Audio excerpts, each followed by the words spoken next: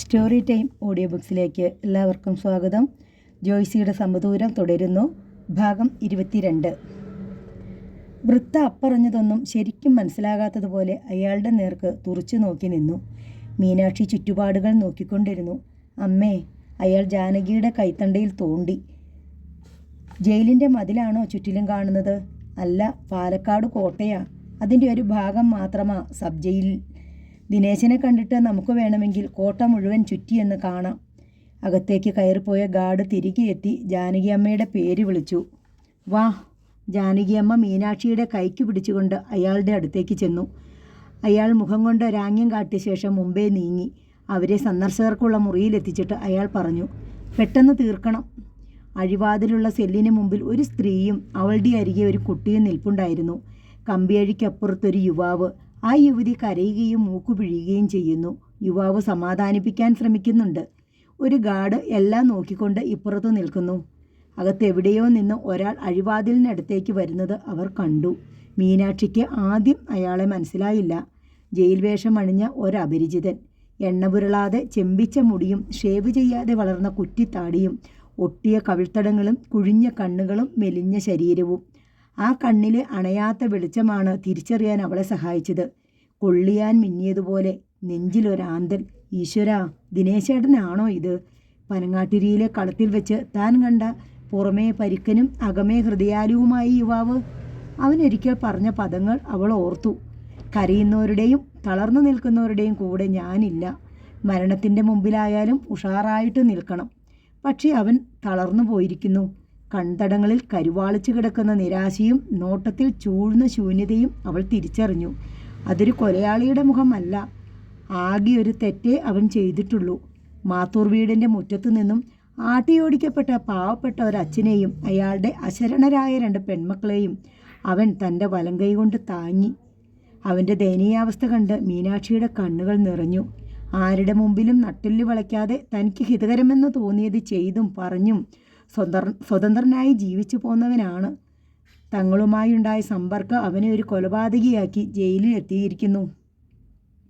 അല്ലെങ്കിൽ ഇന്നും പനങ്ങാട്ടിരിയിലെ കൃഷിപ്പാടങ്ങളിൽ ട്രാക്ടർ ഓടിച്ച് നിലങ്ങൾ ഒഴുതുമറിക്കേണ്ട ചെറുപ്പക്കാരനാണിത്. എത്ര വിചിത്രമായാണ്, എത്രയോ അവിശ്വസനീയമായാണ് അവൻ്റെ ഭാവി ഭാഗധേയം കീഴ്മേൽ മറിഞ്ഞതെന്ന് അവൾ അമ്പരപ്പോടെ ഓർത്തു. മീനാക്ഷി പതുക്കെ അഴികളുടെ സമീപത്തേക്ക് നീങ്ങി. തൊട്ടു പിന്നിലായി ജാനകിയമ്മയും വന്നു നിന്നു. ദിനേശേട്ടാ. ആർദ്രമായ ആ വിളിയൊച്ചയിൽ അവൻ മുഖമുയർത്തി. ഒരാശ്രയത്തിനെന്നോണം അവൻ കമ്പിയഴികളിൽ പിടിച്ചു. നിനക്കിപ്പോൾ കുഴപ്പമൊന്നും ഇല്ലല്ലോ അല്ലേ? അച്ഛൻ വന്നപ്പോൾ പറഞ്ഞു നീ കുറച്ച് ദിവസം ഞങ്ങളുടെ വീട്ടിലുണ്ടായിരുന്നെന്ന്.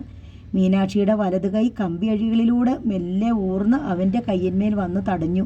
ഒരു സാന്ത്വനം പോലെ അവളുടെ വിരലുകൾ അവൻ്റെ കയ്യിനെ പൊതിഞ്ഞു. അവൻ അവളുടെ നിറമിഴികളിലേക്ക് നോക്കി.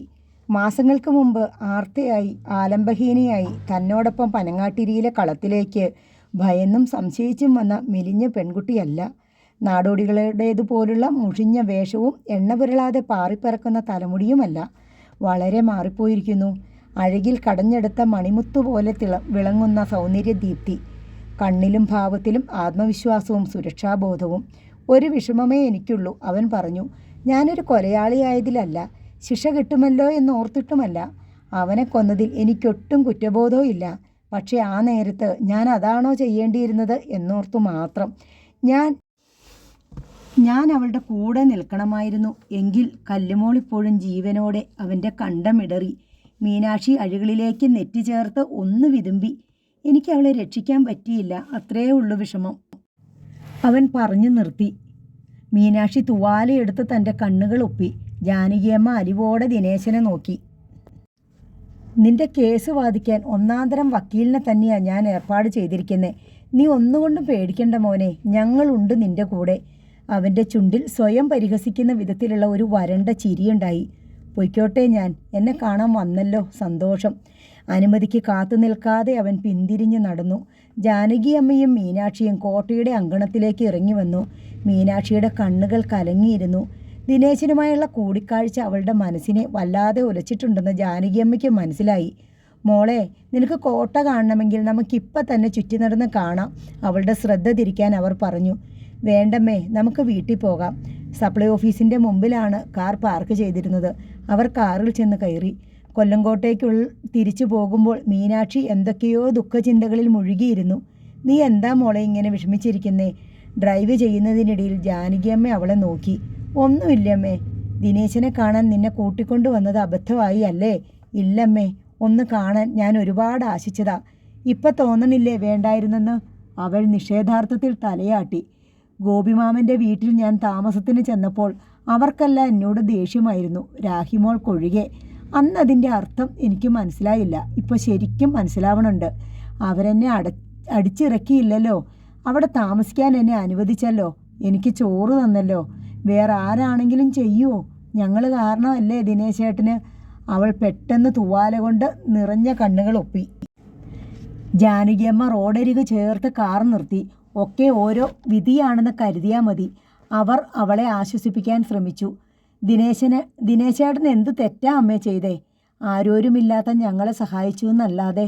വിശന്ന് വലഞ്ഞ ഞങ്ങൾക്ക് ആഹാരം തന്നു, തലചായ്ക്കാൻ ഇടം തന്നു, രോഗം വന്നപ്പം മരുന്ന് വാങ്ങിത്തന്നു. അതിൻ്റെ ശിക്ഷയാണല്ലോ ഇതെന്ന് ഓർക്കുമ്പോൾ അവളുടെ കണ്ടമിടറി. കല്ലുമോളോട് എന്തിഷ്ടമായിരുന്നു ദിനേശേട്ടന്. സ്വന്തം അനുജത്തിയെപ്പോലെയാ കൊണ്ടു നടന്ന്. കടയിലൊക്കെ പോകുമ്പോൾ കല്ലുമോളെയും വിളിച്ചുകൊണ്ട് പോകും. അവളോട് പറയുമായിരുന്നു അവൾക്ക് പിറക്കാതെ പോയ ഏട്ടനാണെന്ന്. മീനാക്ഷി ഒരു തേങ്ങലോടെ ഡാഷ്ബോർഡിലേക്ക് തലചായ്ച്ചു. ജാനകിയമ്മ കൈ നീട്ടി അവളുടെ പുറത്ത് തലോടി. അല്പം കഴിഞ്ഞ് അവൾ നിവർന്നിരുന്നു. തുവാല കൊണ്ട് കണ്ണും മുഖവും തുടച്ചു. അവൾ മുഖം തുടച്ച് ജാനകിയമ്മയെ നോക്കി. പനങ്ങാട്ടിരിയിലെ കളത്തിൽ ഞങ്ങളുടെ ഒരു സൂട്ട് കേസും ബാഗും ഒക്കെ ഉണ്ടായിരുന്നു. അതിന് തിരിച്ചു കിട്ടുമോ അമ്മേ? അതിൽ അച്ഛൻ്റെയും കല്ലുമോളുടെയും ഒക്കെ ഫോട്ടോ ഉണ്ടായിരുന്നു. അന്ന് ആ സംഭവമൊക്കെ നടക്കുമ്പോൾ ഞാൻ ആശുപത്രിയിലല്ലേ, പിന്നെ അങ്ങോട്ട് പോകാനും പറ്റിയില്ല. അതിന് കിട്ടുന്ന കാര്യം സംശയമാ. മാസം 5-6 കഴിഞ്ഞില്ലേ? ബലിക്കള സുരേന്ദ്രൻ്റെ കളമല്ലായിരുന്നോ? വേണമെങ്കിൽ അയാളോടൊന്ന് ചോദിച്ചു നോക്കാം. അതെടുത്ത് നശിപ്പിച്ച് കളഞ്ഞിട്ടില്ലെങ്കിൽ നമുക്ക് പോയി എടുക്കാം. അയാളോട് ചോദിക്കണ്ടമ്മേ. എൻ്റെ കല്ലുമോളെ ഈ ഭൂമിയിൽ നിന്ന് ഇല്ലാതാക്കി കളഞ്ഞ ആളിൻ്റെ. നീ അല്ലല്ലോ ചോദിക്കുന്നേ, ഞാനല്ലേ. സുരേന്ദ്രനെ എനിക്ക് പരിചയമുണ്ട്. മീനാക്ഷി ഒന്നും മിണ്ടിയില്ല. കൊല്ലങ്കോട്ട് ടൗണിലെത്തിയ ശേഷം ജാനകിയമ്മ മീനാക്ഷിയെ കാറിലിരുത്തിയിട്ട് ഇറങ്ങി ടെലിഫോൺ ബൂത്തിലേക്ക് പോയി. 5 മിനിറ്റിനകം അവർ തിരിച്ചു വന്നു. സുരേന്ദ്രനെ ഞാൻ ഫോണിൽ വിളിച്ച കാര്യം പറഞ്ഞു. അയാൾക്ക് അത്ര ദഹിച്ചില്ലെന്ന് തോന്നി. എന്നാലും പനങ്ങാട്ടിരിയിലെ കളത്തിൽ നിങ്ങൾ എന്തെങ്കിലും ഇരിപ്പുണ്ടെങ്കിൽ പോയി എടുത്തോളാൻ പറഞ്ഞു.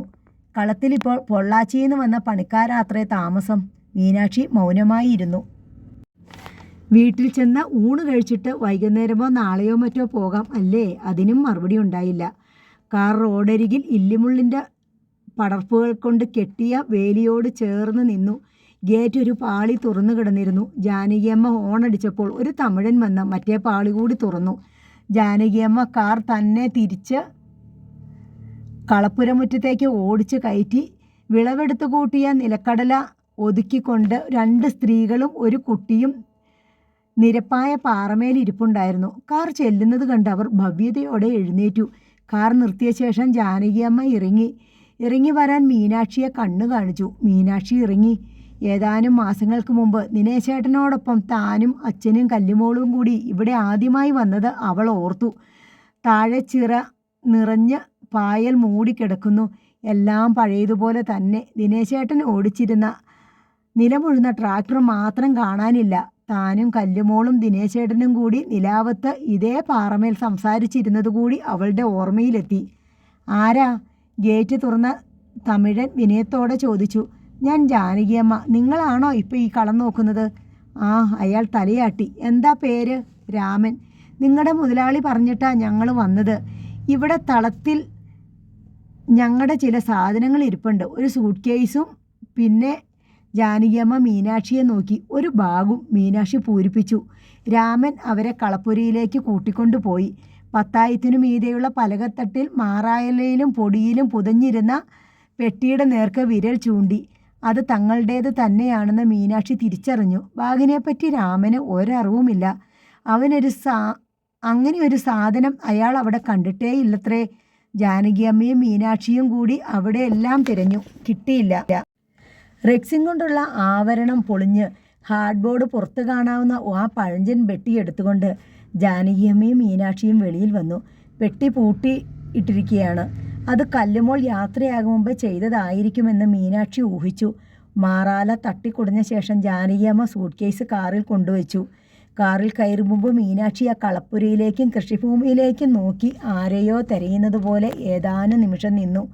അവൾ അച്ഛനെയും കൊണ്ട് പാലക്കാട്ടെ ആശുപത്രിയിലേക്ക് പോകുമ്പോൾ കല്ലുമോൾ അവിടെ ഉണ്ടായിരുന്നു. പിന്നെ ജില്ലാശുപത്രിയിലെ മോർച്ചറിയിലാണ് അവളുടെ മുഖം കാണുന്നത്. ആ ഓർമ്മ ഒരു പേക്കിനാവ് പോലെ അവ്യക്തമാണ്. തൻ്റെ അനുജത്തിയുടെ ജീവിതം നശിപ്പിച്ച കളമാണതെന്ന് അവൾ ഒരു നടുക്കത്തോടെ ഓർത്തു. കല്ലുമോളെ നശിപ്പിച്ചവനെ ദിനേശേട്ടൻ കൊന്നു വീഴ്ത്തിയതും ഈ മുറ്റത്തു തന്നെ ആവണം. എത്രയോ ഭയങ്കരമായ സംഭവങ്ങളാണ് അന്നിവിടെ നടന്നതെന്ന ഓർമ്മ ഒരു ഉൾക്കിടിലമായി. കാറിൽ കയറുമ്പോൾ മീനാക്ഷിയുടെ മുഖം മുറുകിയിരുന്നത് ജാനകിയമ്മ ശ്രദ്ധിച്ചു. അവർ വീട്ടിലെത്തിയപ്പോൾ നേരം സന്ധ്യയായി. ഡ്രസ്സ് മാറിയ ശേഷം മീനാക്ഷി സൂട്ട് കേസ് എടുത്തു വെച്ച് അതിൻ്റെ പൊടി തുടച്ചു. പിന്നെ അത് തുറക്കാനുള്ള ശ്രമമായി. ജാനകിയമ്മ കുളിക്കാനായി കുളിമുറിയിലേക്ക് പോയി. ഇപ്പോൾ വീട്ടിനുള്ളിൽ അത്യാവശ്യ സൗകര്യങ്ങളെല്ലാം ഉണ്ട്. കറണ്ട് കിട്ടി, ഗ്യാസ് കണക്ഷൻ സംഘടിപ്പിച്ചു, മോണോബ്ലാക്ക് പമ്പ് വെച്ച് കിണറ്റിൽ നിന്ന് വെള്ളം പമ്പ് ചെയ്യാനുള്ള സൗകര്യവും ഉണ്ടാക്കി കഴിഞ്ഞു. ജാനകിയമ്മ കുളി കഴിഞ്ഞ് വാതിൽക്കൽ വന്നപ്പോൾ തന്നെ അകത്തുനിന്നും അടക്കിപ്പിടിച്ചുള്ള കരച്ചിൽ കേട്ടു. കട്ടിലിൽ കുനിഞ്ഞിരുന്ന് കാൽമുട്ടുകൾക്ക് മീതെ വിടർത്തിയിട്ട വസ്ത്രങ്ങളിലേക്ക് മുഖമമർത്തി കരയുകയാണ് മീനാക്ഷി. അവളുടെ മടിയിലും കട്ടിലിലും ആരുടെയോ വസ്ത്രങ്ങൾ ചിതറിക്കിടക്കുന്നു.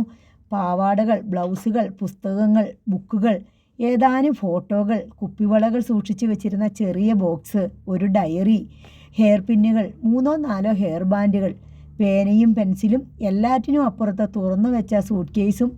പെട്ടിയുടെ അടപ്പിൽ അകവശത്ത് ചായ പെൻസിൽ കൊണ്ട് എഴുതി ഒട്ടിച്ചു വെച്ച ഇംഗ്ലീഷ് അക്ഷരങ്ങൾ ജാനകിയമ്മ വായിച്ചു.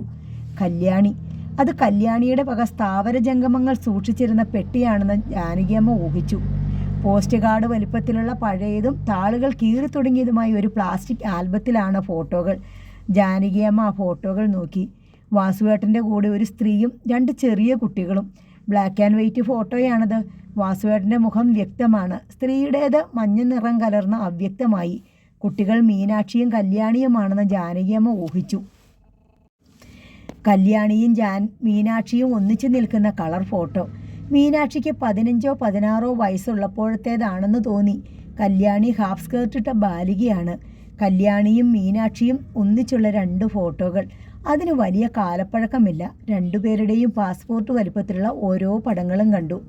പെട്ടിക്കുള്ളിൽ ഇനിയും സാധനങ്ങളുണ്ട്. ജാനകിയമ്മ ഒരു ബുക്കെടുത്ത് മറിച്ചു നോക്കി. നോട്ട്ബുക്കാണ്. കല്യാണി വാസുദേവൻ എന്ന് 1-ാം പേജിൽ ഭംഗിയായി എഴുതിയിരിക്കുന്നു. സ്റ്റാൻഡേർഡ് 10B മലയാളം നോട്ട്ബുക്കാണ്. മറ്റൊരെണ്ണം ഇംഗ്ലീഷ് നോട്ട്ബുക്ക്. വൃത്തിയും ഭംഗിയുമുള്ള കൈപ്പട. ഒരു ബുക്കിൽ സ്കെച്ച് പെൻ കൊണ്ട് വരച്ച ചിത്രങ്ങൾ. പൂവിൻ്റെ, ഇലയുടെ, സിനിമയിലെ നടീനടന്മാരുടെ, പ്രകൃതി ദൃശ്യങ്ങളുടെ. പുസ്തകങ്ങളുമുണ്ട്. പാഠപുസ്തകങ്ങൾ കൂടാതെ കഥാപുസ്തകങ്ങളും ഒരു ഡിക്ഷണറിയും ഏതാനും മാസികകളും. എല്ലാറ്റിനുമിടയിൽ SSLC ബുക്ക്. അത് കല്യാണിയുടേതും മാത്രമല്ല മീനാക്ഷിയുടേതും. കല്യാണിയുടെ ബുക്കിൽ എംപ്ലോയ്മെൻറ്റ് എക്സ്ചേഞ്ചിൽ പേര് രജിസ്റ്റർ ചെയ്തതിൻ്റെ കാർഡ്. ജാനകിയമ്മ കട്ടിലിലേക്കിരുന്നു. വേദനയോടെ മീനാക്ഷിയെ നോക്കി. ഒരു കൈകൊണ്ട് അവളെ ചേർത്തു പിടിച്ചു. അതോടെ അവളുടെ കരച്ചിലിന് തുടിപ്പേറി. ജാനകിയമ്മ അവളുടെ മുഖം പിടിച്ചുയർത്തി. അവൾ അവരെ ഒന്ന് നോക്കിയിട്ട് ഏങ്ങലടിച്ചുകൊണ്ട് വീണ്ടും മുഖം താഴ്ത്തി. ജാനകിയമ്മ വീണ്ടും അവളുടെ മുഖം പിടിച്ചുയർത്തി. നീ ഇങ്ങനെ കരയാതെ മോളെ. അവർ അവളുടെ കവിളത്ത് തലോടി. അമ്മ ഇത് കണ്ടോ? അവൾ ബുക്കുകൾക്കിടയിൽ നിന്ന് ഒരു പഴയ ഡയറി എടുത്തു. അതിൻ്റെ താളുകൾക്കിടയിൽ നിന്ന് സ്റ്റാമ്പുകളും എവിടെ നിന്നൊക്കെയോ വെട്ടിയെടുത്ത് സൂക്ഷിച്ച പടങ്ങളും ഊർന്നു വീണു. മീനാക്ഷി ഒരു പേജ് നിവർത്തി കാണിച്ചു. അതിൻ്റെ മുകളറ്റത്ത് എഴുതിയിരുന്നത് ജാനകിയമ്മ വായിച്ചു. എനിക്ക് ഏറ്റവും പ്രിയപ്പെട്ട മീനു അക്കയ്ക്ക്. താഴേക്കുള്ള ലൈനുകളിൽ ഒന്നും എഴുതിയിട്ടില്ല. കുറേ കുത്തുകൾ മാത്രം. പൂരിപ്പിക്കാൻ വയ്യാതെ വിട്ടുകളഞ്ഞ ലൈനുകൾ. പേജിൻ്റെ അടിയിൽ ഒരു വാചകം. ഏതെങ്കിലും ഒരു ലോകത്ത് ഇനിയും ഒരു ജന്മമുണ്ടെങ്കിൽ എൻ്റെ അക്കയുടെ അനുജത്തിയായി പിറക്കാൻ കൊതിച്ചുകൊണ്ട് യാത്ര ചോദിക്കുന്നു. എന്നോട് ക്ഷമിക്കണേ എന്ന് സ്വന്തം കല്ലുമോൾ. അത് കണ്ടപ്പോൾ ജാനകിയമ്മയുടെയും കണ്ണിൽ വെള്ളം നിറഞ്ഞു. പൂരിപ്പിക്കാതെ അവശേഷിച്ചു പോയ വരികളിൽ എന്തൊക്കെയാണ് അവൾ മൂകമായി പറഞ്ഞിരിക്കുന്നത്? എത്രയോ കഠിനവും സങ്കടപൂർണവുമായ വികാര വിചാരങ്ങളാണ് ആ നിമിഷങ്ങളിൽ അവളുടെ മനസ്സിലൂടെ കടന്നുപോയത്. അറിയാൻ വയ്യ. ഇനി ഒരിക്കലും ആരും അത് അറിയുകയുമില്ല. ജാനകിയമ്മ ഡയറി മടക്കി കട്ടിലിൽ വെച്ചു. മുഖം തിരിച്ച് മീനാക്ഷിയെ നോക്കി.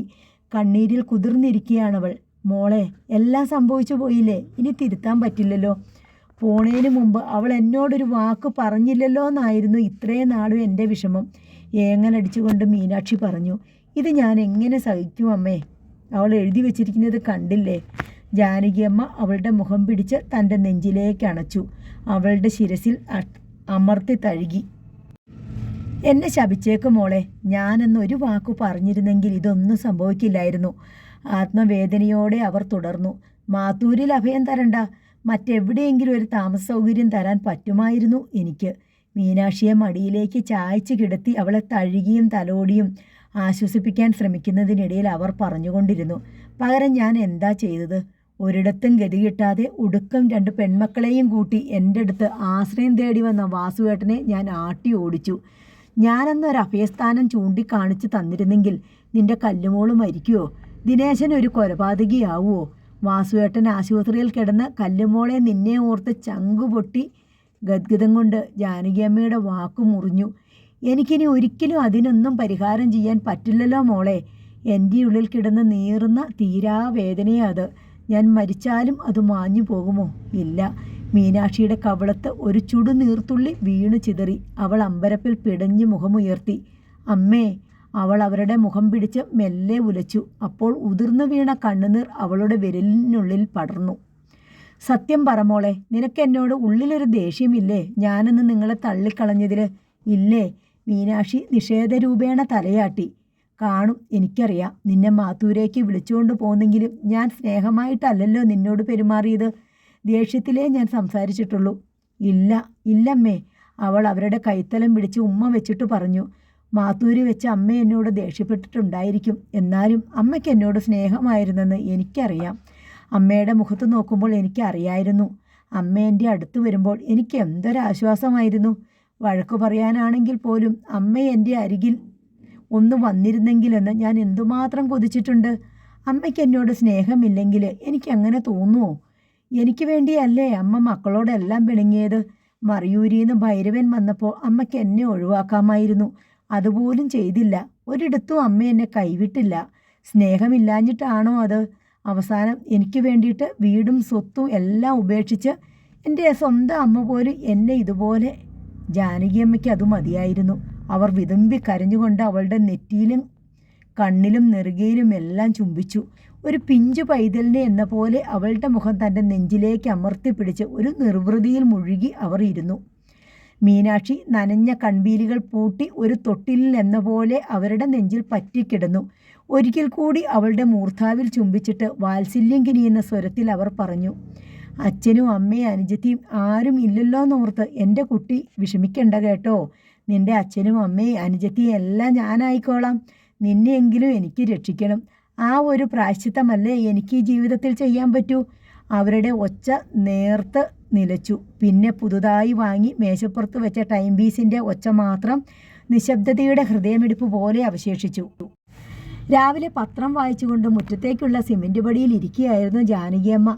ഗേറ്റിനപ്പുറം ഒരു ഓട്ടോറിക്ഷ വന്ന് നിൽക്കുന്ന ഒച്ച കേട്ടവർ പത്രത്താളിൽ നിന്ന് മുഖമുയർത്തി നോക്കി. താന്നിരുന്ന കണ്ണട നേരെ ഉറപ്പിച്ചു വെച്ചു. ഓട്ടോറിക്ഷയിൽ നിന്ന് ഇറങ്ങിയ ആളെ കണ്ട് അവർ ആശ്ചര്യത്തോടെ എഴുന്നേറ്റു. മാധവിയമ്മയായിരുന്നു അത്. ഒരു പഴഞ്ചൻ ലെതർ ബാഗ് തൂക്കിപ്പിടിച്ചുകൊണ്ട് ഓട്ടോറിക്ഷ ഡ്രൈവർ മാധവിയമ്മയുടെ പിന്നാലെ മുറ്റത്തേക്ക് പാതിയോളം വന്നു. അപ്പോഴേക്കും ജാനകിയമ്മ അവരുടെ അടുത്തെത്തി. നീ ആ സഞ്ചി വാങ്ങിച്ചോ ജാനകി? എന്നിട്ട് ഓട്ടോറിക്ഷേൻ്റെ കാശ് കൊടുത്തേക്ക്. ജാനകിയമ്മ ഓട്ടോ ഡ്രൈവറുടെ കയ്യിൽ നിന്ന് ബാഗ് വാങ്ങി. പോകല്ലേ, ഞാൻ പൈസ എടുത്തിട്ട് വരാം, അവർ അയാളോട് പറഞ്ഞു. ബാഗ് മുറിയിലേക്ക് എടുത്തു വെച്ചിട്ട് ജാനകിയമ്മ പണവുമായി മുറ്റത്തേക്ക് ചെന്നു. ഓട്ടോ ഡ്രൈവർ പറഞ്ഞ ചാർജ് കൊടുത്തു. അയാൾ അതും വാങ്ങി സ്ഥലം വിട്ടു. അമ്മ എന്താ ഇങ്ങോട്ട് പോന്നേ? ജാനകിയമ്മ ചോദിച്ചു. പിന്നെ എങ്ങോട്ട് പോകണം ഞാൻ? എന്തായാലും അമ്മ ഇങ്ങ് കയറി വാ, അവിടെ നിൽക്കണ്ട. സിമൻറ്റ് പടി കയറാൻ ജാനകിയമ്മ കൈ നീട്ടിക്കൊടുത്ത് സഹായിച്ചു. നിന്റെ മക്കളുടെ ആട്ടം തുപ്പുമേറ്റ് എത്ര നാൾ കിടക്കാൻ പറ്റുമോ എനിക്കവിടെ? മിണ്ടാൻ വയ്യ, പുറത്തേട്ടിറങ്ങിക്കൂടാ. അനങ്ങാതെ വല്ല മൂലയ്ക്ക് അടച്ചിരുന്നോളണം. ദീനം വന്ന് ചാവണ ലക്ഷണം ഒന്നും കാണാനുമില്ല. മടുത്തു എനിക്ക്. അമ്മ ആ കസേരയിലോട്ടിരിക്ക്, ജാനകിയമ്മ പറഞ്ഞു. നിന്റെ മക്കൾക്ക് എന്നെ കണ്ടുകൂടാ ജാനകി. പൊയ്ക്കോ തള്ളേ, എന്തിനിവിടെ കിടക്കണ്? എവിടാണെന്ന് വെച്ചാൽ പൊയ്ക്കോ തള്ളേന്ന് കേട്ടോണ്ട് എത്ര ദിവസം കഴിയും? നീ അവിടെ നിന്ന് കയറി വന്ന കൂടെ പോരാമായിരുന്നു എന്ന് വിചാരിച്ച് കുറേ നാളായിട്ട് നോക്കിയിരിക്കണ്. നീ വരണവുമില്ല. ഒടുക്കം രണ്ടും കൽപ്പിച്ച് ഇന്ന് കാലത്ത് ഞാൻ അവിടെ നിന്നിറങ്ങി. പറഞ്ഞു വന്നപ്പോൾ മാധവിയമ്മയുടെ കണ്ടമിടറി, കണ്ണിൽ ഈർപ്പം കലർന്നു. സ്വന്തം അമ്മയെ വേണ്ടാത്തവർക്ക് അച്ചമ്മയെ തെല്ല് പരിഹാസത്തിൽ ജാനകിയമ്മ പറഞ്ഞു. നിനക്കറിയായിരുന്നുല്ലേ, എന്നിട്ട് നീ വന്നെന്നെ വിളിച്ചില്ല? അമ്മയ്ക്കറിയാലോ, പൊളിച്ചു കളയാനിരുന്ന കെട്ടിടമായത്. ഒരു വീടിൻ്റെ രൂപത്തിലായി വരുന്നതേയുള്ളൂ. അവിടുത്തെ സുഖവും ഇവിടുത്തെ സുഖവും തമ്മിൽ ഒരുപാട് വ്യത്യാസമുണ്ട്. നിങ്ങൾ രണ്ടാൾ ജീവിക്കണില്ലേ ഇവിടെ? വിളമ്പാൻ ഒരു പാത്രം കൂടി ഉണ്ടാവൂലോ അല്ലേ? അത്രയും മതി. മീനാക്ഷി എവിടെ ജാനകി? അവൾ പിന്നാമ്പുറത്ത് എന്തൊക്കെയോ കുഴിച്ചു വെച്ചിട്ടുണ്ട്. രാവിലെ അതിൻ്റെ വെള്ളം കോരൽ തീർന്നു കാണില്ല. അവൾ എങ്ങനെ ഇരിക്കണ ജാനകി? സന്തോഷമാണോ? ഞാൻ അവളെ വിളിക്കാം. അമ്മ വല്ലതും കഴിച്ചിട്ടാണോ പോകുന്നത്? ഇല്ല, മാത്തൂരിന്ന് ഇനിയൊരു തുള്ളി വെള്ളം പോലും ഇറക്കില്ലെന്ന് ആണയിട്ടോണ്ടാണ് ഞാൻ അവിടെ നിന്ന് ഇറങ്ങിയത്.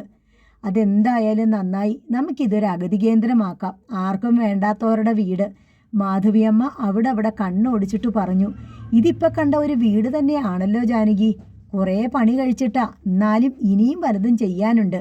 ജാനകിയമ്മ അകത്തേക്ക് കടന്ന് പിന്നാമ്പുറത്തേക്ക് പോയി. പിൻമുറ്റത്തെ കിണറിന് ചുറ്റും ഒരു തൊടിയുണ്ടാക്കി പാകി മുളപ്പിച്ച പച്ചക്കറി തൈകൾക്ക് വെള്ളം കോരി ഒഴുക്കിയായിരുന്നു മീനാക്ഷി. നിന്റെ ജോലി തീർന്നില്ലേ? ഇങ്ങോട്ട് വാ, നമുക്കൊരതിഥി വന്നിട്ടുണ്ട്, ക്ഷണിക്കാതെ. ആരാ അമ്മേ? നീങ്ങ് വാ, കണ്ടറിഞ്ഞാ പോരെ. കൈയും കാലും ഒന്ന് കഴുകിക്കോട്ടെ. ദാ വന്നു. മീനാക്ഷിയെയും കൂട്ടി ചെല്ലുമ്പോഴേക്കും മാധവിയമ്മ അകത്തളങ്ങളിലൂടെ വരുന്നുണ്ടായിരുന്നു. മീനാക്ഷി അവരെ കണ്ട് ഒരു നിമിഷം വിസ്മയാധീനയായി നിന്നു. തിരികെ അരികെ ചെന്ന് ചോദിച്ചു, അച്ചമ്മ എപ്പോഴാ വന്നേ? അത് ഭയങ്കര അതിശയമായി പോയല്ലോ. ഇപ്പോൾ വന്നതേയുള്ള എൻ്റെ കുട്ടിയെ. എന്നിട്ട് ഞാൻ കണ്ടില്ലല്ലോ. എങ്ങനെയാ വന്നേ? കാറിലാ അതോ ജീപ്പിലോ? ഞാനൊരു ഓട്ടോ പിടിച്ചിങ്ങ് പോന്നു. മാത്തൂരിന്ന് അമ്മ പിണങ്ങി പോന്നതാടി. ഇനി ഇവിടാണത്രേ താമസം. അല്ലെങ്കിൽ നമ്മൾ ചണ്ട കൂടി ഇവിടുന്ന് പറഞ്ഞയക്കണം, ജാനകിയമ്മ ചിരിയോടെ പറഞ്ഞു. മാധവിയമ്മ മീനാക്ഷിയെ അടിമുടി നോക്കി.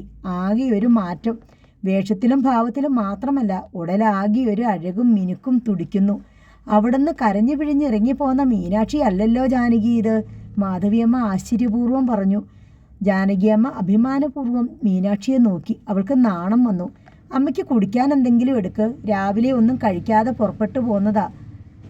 മാധവിയമ്മ പഴയ റൈസ് മില്ലിൻ്റെ രൂപാന്തരങ്ങൾ നോക്കിക്കൊണ്ട് അങ്ങോട്ടും ഇങ്ങോട്ടും നടന്നു. പല വ്യഞ്ജനങ്ങൾ തൂക്കി പൊതിയുന്നതിനിടയിൽ പങ്കജാക്ഷൻ ജാനകിയമ്മയോട് ചോദിച്ചു, പ്രായം ചെന്ന ഒരു സ്ത്രീ വന്നിട്ടുണ്ടല്ലോ? ആ ഉണ്ട്, ജാനകിയമ്മ സമ്മതിച്ചു. ഇന്നലെയും കണ്ടു, ഇന്നും കണ്ടു. ശരിയാ, കണ്ടിട്ട് വാസുദേവൻ്റെ അമ്മയാണെന്ന് തോന്നി. പണ്ട് ഇവിടെ റൈസ് മില്ലുണ്ടായിരുന്നപ്പോൾ കണ്ട ഓർമ്മയേ ഉള്ളൂ. 1 കിലോ സവാള. ജാനകിയമ്മയുടെ പിന്നിൽ നിന്ന് മീനാക്ഷി ലിസ്റ്റ് വായിച്ചു.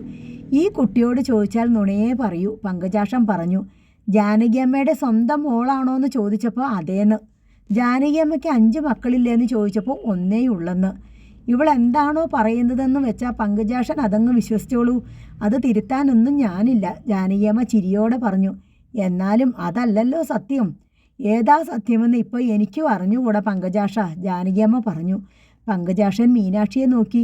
അവളൊരു കള്ളച്ചിരിയോടെ ജാനകിയമ്മയുടെ പിന്നിൽ നിൽക്കുകയാണ്. പങ്കജാക്ഷൻ നോക്കിയപ്പോൾ അവൾ ഗൗരവം ഭാവിച്ച ലിസ്റ്റിൽ നോക്കി അടുത്ത ഇനം വായിച്ചു. മല്ലിപ്പൊടി 1 പാക്കറ്റ്. അമ്മ ഇനി തിരിച്ചു പോണില്ലേ? പങ്കജാക്ഷൻ മീനാക്ഷി ലിസ്റ്റ് വായിച്ചു കൊടുക്കുന്ന സാധനങ്ങൾ മുറയ്ക്ക് അളന്നും തൂക്കി എടുക്കുന്നതിനിടയിൽ ചോദിച്ചു. അറിയില്ല, ഞാനും മോളും കൂടി ഇവിടെ സുഖമായിട്ട് ജീവിക്കുന്നത് കണ്ടിട്ട് അമ്മയ്ക്ക് അസൂയ. അമ്മയും പറയണ ഇവിടെയാണ് സുഖന്ന. ആയിക്കോട്ടെ, എനിക്ക് ഇവളെ അവിടെ ഇരുത്തിയിട്ട് പോകാൻ ഒരു കൂട്ടായല്ലോ, ജാനകിയമ്മ ചിരിച്ചു. അത് കണ്ടറിയണം. ജാനകിയമ്മ എങ്ങോട്ടിറങ്ങിയാലും കാണൂലോ നിഴല് പോലെ കാൽച്ചുവട്ടിൽ ഈ കുട്ടിയും. ഒന്നെങ്കിൽ അമ്മ തനിച്ച് അവിടെ ഇരിക്കും, അല്ലെങ്കിൽ 3 ആളും കൂടി ഒന്നിച്ചിറങ്ങുക. അതേ നടക്കൂന്നാ എനിക്ക് തോന്നണേ. 2 ആളുടെ കൂടെ ഒരാളും കൂടെ ചേർന്ന് നടന്നോട്ടെ പങ്കജാക്ഷ. അതൊരു ബലവല്ലേ? ഞങ്ങളിപ്പോൾ 3 സ്ത്രീകളുടെ ഒരു സംഘമായില്ലേ. ഇനി എന്താ? പങ്കജാക്ഷൻ മീനാക്ഷിയെ നോക്കി. ഇനി ബില്ല്, മീനാക്ഷി ഗൗരവത്തോടെ പറഞ്ഞു. കടയിലേക്ക് പോയവർ തിരിച്ചു വരുന്നത് നോക്കി മതിലിനരികിലൂടെ നടക്കുകയായിരുന്നു മാധവിയമ്മ. വൈകുന്നേരത്തെ ഇളം കാറ്റേറ്റ് നടക്കാൻ നല്ല സുഖം, ദേഹത്തിന് മാത്രമല്ല മനസ്സിനും. മാത്തൂരെ തറവാട്ടിലെ ഇരുട്ട് തങ്ങി നിൽക്കുന്ന മൂലയിൽ തളച്ചിട്ട ജീവിതമല്ല. അവിടെ പുറത്തിറങ്ങുന്നത് മറ്റുള്ളവർക്ക് അനിഷ്ടമുളവാക്കിയിരുന്നു. വീടിന് വെളിയിൽ ഇറങ്ങി നിൽക്കാൻ തുറസായ സ്ഥലമില്ലായിരുന്നു. അതിനാൽ വീടിന് വെളിയിലിറങ്ങാനും തോന്നിയിരുന്നില്ല. ഇവിടെ വന്നപ്പോൾ പഴയതും ജീർണിച്ചതും മടുപ്പിച്ചതുമായ ഒരു അന്തരീക്ഷത്തിൽ നിന്ന് കുളിർക്കാറ്റും ശുദ്ധവായുവും നിറഞ്ഞ സ്ഥലത്തേക്ക് എത്തിച്ചേർന്നതുപോലെ 2 ദിവസം കൊണ്ട് ആയുസ്സിന് ബലം കൂടിയിട്ടുണ്ടെന്ന് മാധവിയമ്മയ്ക്ക് തോന്നി. ഒരു ഉന്മേഷവും പ്രസരിപ്പും. കടകളുള്ള ജംഗ്ഷനിൽ നിന്ന് ജാനകിയമ്മയും മീനാക്ഷിയും കൂടി സാധനങ്ങൾ അടങ്ങിയ സഞ്ചിയും തൂക്കിപ്പിടിച്ച് നടന്നു വരുന്നത് അവർക്ക് കാണാമായിരുന്നു. എന്തൊക്കെയോ സംസാരിച്ചും ചിരിച്ചും മുട്ടിയുരുമിയാണ് നടപ്പ്. മാധവിയമ്മയ്ക്ക് അത് കണ്ടിട്ടും ആശ്ചര്യം തീരുന്നില്ല. ജാനകിക്ക് ഇത്ര വലിയൊരു മാറ്റം സംഭവിക്കുമോ? യഥാർത്ഥത്തിലുള്ള ഒരമ്മയും മകളും തമ്മിൽ പോലും ഇത്രമേല ഇഴുകിച്ചേർന്ന ഒരു ഹൃദയബന്ധം ഉണ്ടാകുമോ? ജാനകിക്ക് അവളെ കാണാതിരുന്നുകൂടാ. എങ്ങോട്ട് ഇറങ്ങിയാലും അവളൊപ്പം ഉണ്ടാകണം. ജാനകി വിളിച്ചാൽ ആ നിമിഷം ഓടി എത്തിക്കൊള്ളണം. കൂടെ ജാനകിക്ക് അവളോട് സംസാരിക്കണം. അവളുടെ തലയോട്ടി തണുക്കെ എണ്ണ തേച്ച് പിടിപ്പിക്കുന്നതും മുടി ചീകിക്കൊടുക്കുന്നതും ജാനകി. കുളിച്ചു വന്നാൽ അവളെ കുറി തൊടുവിക്കുന്നതും കണ്ണെഴുതിക്കുന്നതും ചേർത്ത് പിടിച്ച എല്ലായിടവും കൊണ്ടു നടക്കുന്നതും ജാനകി. മീനാക്ഷി ഏത് വേഷം ധരിക്കണം, എങ്ങനെ മുടി കെട്ടണം എന്നെല്ലാം ജാനകിയാണ് തീരുമാനിക്കുന്നത്. ഇന്നുച്ചയ്ക്ക് ജാനകിയമ്മ കുഴിച്ചുരുട്ടിയ ചോറുരുള മീനാക്ഷിയുടെ നാവിൽ വെച്ച് കൊടുക്കുന്നത് കണ്ട് മാധവിയമ്മ അന്തം വിട്ടിരുന്നു പോയി. ജാനകി സ്വന്തം മക്കളെപ്പോലും അവർ തീരെ ചെറുതായിരുന്നപ്പോൾ പോലും ഇങ്ങനെ കൊഞ്ചിക്കുന്നത് കണ്ടിട്ടില്ല. മീനാക്ഷിയാണെങ്കിൽ ഏത് കുട്ടിക്കളിക്കും കൊഞ്ചലിനും റെഡി. പ്രായപൂർത്തിയാകാത്ത ഒരമ്മയും മകളും. മാധവിയമ്മയ്ക്ക് അങ്ങനെയാണ് തോന്നിയത്. എന്നാൽ അവരുടെ സ്നേഹ കളിവാക്കുകളും മനസ്സുകൾ തമ്മിലുള്ള അഗാധമായ ഇണക്കവും അന്യോന്യമുള്ള ഇഷ്ടക്കൂടുതൽ പ്രകടമാക്കുന്ന ശരീരഭാഷയെ നോക്കിയിരിക്കുന്നത് മാധവിയമ്മയ്ക്ക് അങ്ങേയറ്റം കൗതുകരമായിരുന്നു താനും. ഒട്ടും തന്നെ കളങ്കമില്ല എന്ന ഒരേയൊരു മേന്മ കൊണ്ട് അതിന് അസാധാരണമായൊരു ഭംഗിയുണ്ടായിരുന്നു. അതിൽ അരോചകമായി ഒന്നുമില്ല. ഒരമ്മ അവളുടെ കുഞ്ഞിനെ ലാളിക്കുന്നു, അതിനെ ഓമനിക്കുന്നു. ആ കുഞ്ഞ് അമ്മയുടെ സ്നേഹലാളനകൾ സ്വീകരിച്ച് ആനന്ദിക്കുകയും അതിൽ നീന്തി തുടിക്കുകയും ആമഗ്നയാവുകയും ചെയ്യുന്നു. അത് വേറൊരു ലോകമാണ്. എന്നാലും ജാനകി, മാധവിയമ്മയ്ക്ക് അതിലാണ് അത്ഭുതം. ഇന്നലെ രാത്രി താൻ എവിടെ കിടക്കുമെന്നോർത്ത് മാധവിയമ്മ കുറേ നേരം ശങ്കിച്ചിരിക്കുകയുണ്ടായി. മുറിയിലാകെ 2 കട്ടിലേയുള്ളൂ. അതിലൊരു കട്ടിൽ മാധവിയമ്മയ്ക്ക് വിട്ടുകൊടുത്തുകൊണ്ട് ജാനകിയമ്മ പറഞ്ഞു, അമ്മ അതെടുത്തോ, അല്ലെങ്കിൽ ഞങ്ങളത് ഉപയോഗിക്കാറില്ല. പിന്നെ കണ്ട കാഴ്ച മാധവിയമ്മയെ ഞെട്ടിപ്പിച്ചു കളഞ്ഞു. ജാനകിയുടെ കിടക്കയിൽ ജാനകിയെ കെട്ടിപ്പിടിച്ച് അവളുടെ നെഞ്ചിൽ മുഖം ചേർത്ത് മീനാക്ഷി ഒരു പൂച്ചക്കുട്ടിയെപ്പോലെ ചൂടുപറ്റി കിടക്കുന്നു. ജാനകി അവളെ തൻ്റെ വലതുകരം കൊണ്ട് വലയം ചെയ്യുന്നു. ഉറങ്ങും മുമ്പ് അവളുടെ മൂർധാവിൽ ഒരു ഉമ്മ കൂടി കൊടുക്കുന്നു. മാധവിയമ്മ താടിക്ക് കൈയൂന്നി നിമിഷങ്ങളോളം ആ കാഴ്ചയിലേക്ക് കണ്ണുനട്ടിരുന്നു. ഇന്ന് കാലത്ത് മാധവിയമ്മ വൈകിയാണ് ഉണർന്നത്. ദീർഘനാളുകളായി ഒളിച്ചു കളിച്ചുകൊണ്ടിരുന്ന ഉറക്കം ഇന്നലെ രാത്രി മാധവിയമ്മയ്ക്ക് പൂർണ്ണമായും കീഴടങ്ങി. രാവിലെ എണീറ്റ് വരുമ്പോൾ തളത്തിൽ കാലുകൾ നീട്ടിവെച്ച് ചുമരിൽ ചാരിയിരുന്ന് പത്രം വായിക്കുന്ന ജാനകി, അവളുടെ മടിയിൽ തലവെച്ച് കിടന്ന പത്രത്തിൻ്റെ മറുപുറത്തെ വാർത്തകൾ നോക്കുന്ന മീനാക്ഷി. മാധവിയമ്മയ്ക്ക് ഇതെല്ലാം അതിശയകരമായി തോന്നി. എന്തെന്നാൽ മാധവിയമ്മ അറിയുന്ന ജാനകി ഇങ്ങനെയൊന്നും അല്ലായിരുന്നു. സദാ ഗൗരവപ്രകൃതക്കാരിയായ ഒരമ്മ. വാക്കിനും നോക്കിനും ആരുടെയും തല താഴ്ത്തിപ്പിടിക്കാൻ പോകുന്ന മൂർച്ച, അളന്നു മുറിച്ച സംസാരം, സ്വന്തം നീതിക്കും യുക്തിക്കും വഴങ്ങാത്ത ഒന്നിൻ്റെയും മുമ്പിൽ തല കുനിക്കില്ല എന്ന് താൻ പോരുമ. എന്നിട്ട് എവിടെയോ മീനാക്ഷിയുടെ കളിക്കുട്ടിയെപ്പോലെ അവൾ ആവശ്യപ്പെടുന്നതെന്തും ജാനകി ചെയ്യാതിരിക്കില്ല, തീർച്ച. ഇതെങ്ങനെ സംഭവിച്ചുവെന്ന് മാത്രം മാധവിയമ്മയ്ക്ക് മനസ്സിലായില്ല. എങ്കിലും അവർക്ക് സന്തോഷമായിരുന്നു. ഈ ഭവനത്തിലെ ഒരമ്മയും മകളും മുങ്ങിക്കുളിർന്നു നിൽക്കുന്ന സ്വർഗീയമായ ആ സ്നേഹധാരയിൽ നിന്നും ഒരു തുള്ളിയെങ്കിലും പകർന്നു കിട്ടാൻ, അതിലേക്ക് ഒരു തുള്ളിയെങ്കിലും പകർന്നു നൽകാൻ ആ സാധുവൃദ്ധയും ആഗ്രഹിച്ചു പോയി. പേടിപ്പെടുത്തുന്ന വിജനത, ആലിലക്കാറ്റൂതുന്നതിൻ്റെ മർമ്മരം, ചിറയിൽ മഴത്തുള്ളി വീണതുപോലെയുള്ള ഓളങ്ങൾ, കൂറ്റൻ ആൽവൃക്ഷങ്ങളുടെ പച്ചത്തഴപ്പിൻ്റെ നിഴൽ വീണ് ചിറയ്ക്കുമീതെ കാളിമ പടർന്നതുപോലെ തോന്നിച്ചു. ആൽമരങ്ങളുടെ ചുവട്ടിലെല്ലാം കരിഞ്ഞ കല്ലടുപ്പുകളും ചിതറിയ വാഴയില തുണ്ടുകളും. ഇന്നലെയും ഇവിടെ ധാരാളം മൃഗബലി നടന്നതിൻ്റെ ലക്ഷണങ്ങൾ. പടുകൂറ്റൻ ആൽവൃക്ഷച്ചോട്ടിലെ കറുപ്പുസ്വാമി കോവിലിൻ്റെ മുമ്പിൽ വേടുകളിൽ നിന്ന് തൂങ്ങിക്കിടക്കുന്ന ഓട്ടുമണികളും വിളക്കും. അതിനു മുമ്പ് അച്ഛനോടും കല്യാണിയോടുമൊപ്പം ചിങ്ങഞ്ചിറ കോവിലിൽ വന്നത് മീനാക്ഷി ഓർത്തു. കല്ലുമോൾ മരിച്ചു കിടന്നത് എവിടെയായിരിക്കുമെന്ന് സങ്കല്പിക്കാൻ അവൾ ശ്രമിച്ചു. കയ്യിലെ ഞരമ്പുകൾ അറുത്ത് ചിറയിലെ വെള്ളത്തിലേക്ക് കൈ താഴ്ത്തി കൽപ്പടികളിൽ കമിഴ്ന്നു കിടക്കുകയായിരുന്നുവെന്ന് പിന്നീടെന്നോ മാത്തൂര് വെച്ച് പഴയ പത്രങ്ങൾ പരതിയപ്പോൾ കണ്ടത് അവൾ ഓർമ്മിച്ചു. കയ്യിലെ ഞരമ്പറുത്ത ചോര അവൾ കറുപ്പുസ്വാമി കോവിലിന് മുന്നിലെ ബലിക്കല്ലിൽ വീഴ്ത്തിയിരുന്നു. ആലിലെ തളിരും കൊങ്ങിണിപ്പൂക്കളും ഒരുപിടി മുടിയും ചോരയിൽ കുതിർത്ത നാക്കിലിയിൽ വെച്ച് നേർന്നിരുന്നു. വഴിപാട് കഴിക്കുന്നവർ കൊണ്ടുവന്ന തൂക്കിയ കളിവീടുകൾക്കും മരപ്പാവകൾക്കും മധ്യേ തൂക്കിയിട്ടിരുന്ന വെള്ളക്കടലാസിൽ ചോരയിൽ മുക്കിയ വിരൽ കൊണ്ട് അവൾ മീനുവക്ക എന്ന് കുറിച്ചിരുന്നു. മൃഗബലിക്കു പകരം നരബലിയാണവൾ നടത്തിയത്. സ്വന്തം ജീവൻ ആഹൂതി ചെയ്തുകൊണ്ട്. എന്തായിരുന്നിരിക്കാം ജീവൻ ഹോമിച്ച് നടത്തിയ വഴിപാടിനു പിന്നിലെ അവളുടെ ഉള്ളുരുകിയ പ്രാർത്ഥന? മീനുവക്കയെ എല്ലാ ആപത്തുകളിൽ നിന്നും കാത്തുകൊള്ളണേ എന്നാണോ?